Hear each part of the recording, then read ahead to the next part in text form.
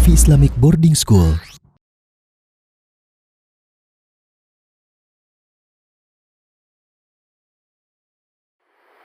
Bismillahirrahmanirrahim. Assalamualaikum warahmatullahi wabarakatuh. Alhamdulillahilladzi kana bi'ibadihi khabiran basira. Tabarakalladzi ja'ala fis samaa'i burujan wa ja'ala fiha sirajan wa qamaran munira.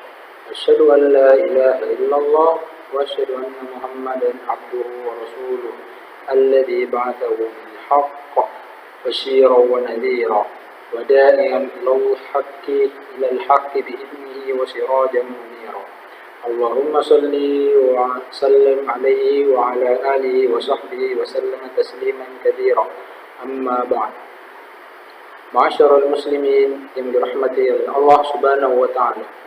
Tentu saja seluruh manusia di muka bumi ini tidak akan ada yang mau ditimpa oleh penyakit. Karena mengapa? Karena penyakit itu akan memberikan rasa derita dan kesedihan baginya. Kan tetapi, lain halnya dengan penyakit yang satu ini. Penyakit yang satu ini justru membuat orang yang tertimpa olehnya merasakan kenikmatan dan kebahagiaan. Penyakit itu adalah penyakit lisan. Padahal, kaum muslimin yang dirahmati oleh Allah, lisan ini telah diciptakan oleh Allah Subhanahu wa taala sebagai salah satu panca indera kita yang memiliki banyak fungsi, dan Allah Subhanahu wa taala menciptakannya agar kita gunakan dalam rangka beribadah kepada Allah Subhanahu wa taala. Allah Subhanahu wa taala berfirman, "Alam naj'al lahu 'ainayn wa lisanan wa syafatain." Yang artinya, bukankah kami telah memberikan kepadanya dua buah mata, lidah, dan dua buah bibir? Quran surah Al-Balad 8-9. Akan tetapi, yang sangat menyedihkan, kebanyakan dari manusia itu menggunakannya dalam rangka bermaksud kepada Allah Subhanahu wa taala, baik itu seperti berdusta ataupun menggunjing, memfitnah orang lain dan sebagainya. Padahal Rasulullah Shallallahu alaihi wasallam telah memerintahkan kepada kita, orang yang beriman kepada Allah Subhanahu wa taala, agar berucap dengan ucapan yang baik. Rasulullah Shallallahu alaihi wasallam bersabda, "Man kana yu'minu billahi wal yawmil akhir falyakul khairan aw liyasmut." Siapa saja yang beriman kepada Allah dan hari akhir, hendaklah ia berkata baik atau diam.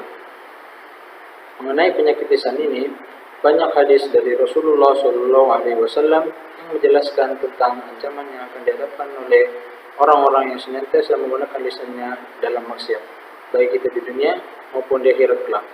Di dunia contohnya, orang-orang yang suka mencari aib saudaranya, maka Allah Subhanahu wa taala akan membongkar aibnya, sebagaimana yang telah disabdakan oleh Rasulullah sallallahu alaihi wasallam.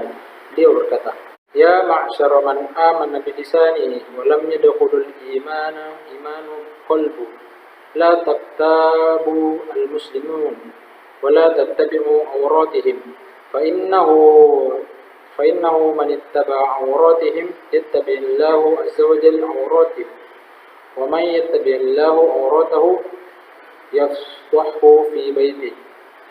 Yang artinya, wahai orang-orang yang beriman dengan lisannya dan belum beriman dengan hatinya, janganlah kalian menyakiti kaum muslimin dan janganlah kalian mencari-cari kekurangan-kekurangan mereka, karena sungguhnya barang siapa yang mencari-cari kekurangan-kekurangan mereka, maka kelak Allah akan menyingkapkan kekurangan dia di akhirat. Maka dia akan membiarkan orang lain tahu aibnya meskipun di dalam rumahnya. Mungkin sebagian dari kita ada yang beranggapan, kalau saya berdiam di rumah, tidak mungkin orang lain mengetahui keburukan saya. Tapi jangan salah, ini adalah Allah Subhanahu wa taala. Allah ala kulli syai'in qadir. Allah mampu atas segala hal. Maka jikalau kau suka mencari aib saudaramu walaupun engkau diam di dalam rumah, maka Allah akan membongkar aibnya.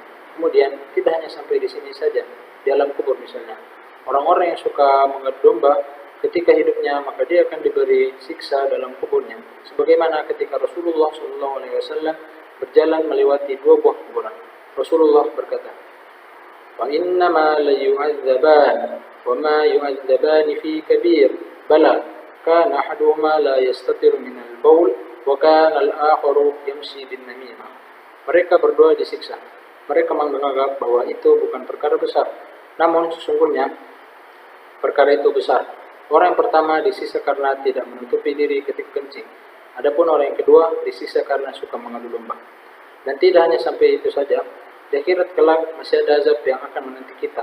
Bukankah Rasulullah SAW telah bersabda di dalam hadis, وَهَلْ يَكُبُّ النَّاسِ فِي النَّارِ عَلَى وُجُوهِهِمْ أَوْ عَلَى مَنَاخِرِهِمْ إِلَّا حَصَائِدُ لِسِنَتِهِمْ. Tidaklah manusia itu disungkurkan ke dalam neraka di atas muka atau hidung mereka, melainkan karena hasil ucapan lisan mereka.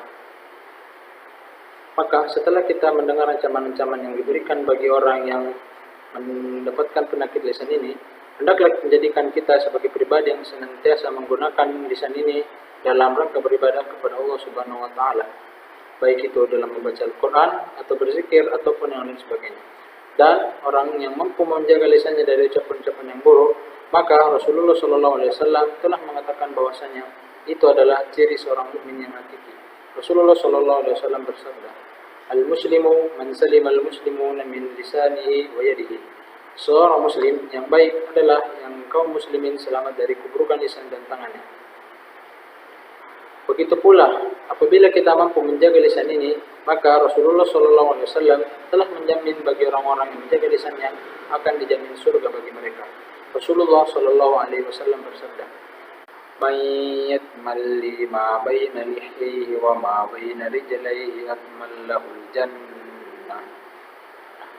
Barang siapa bisa memberikan jaminan kepadaku untuk menjaga apa yang ada di antara dua janggutnya dan dua kakinya, maka aku berikan kepadanya jaminan untuk masuk surga.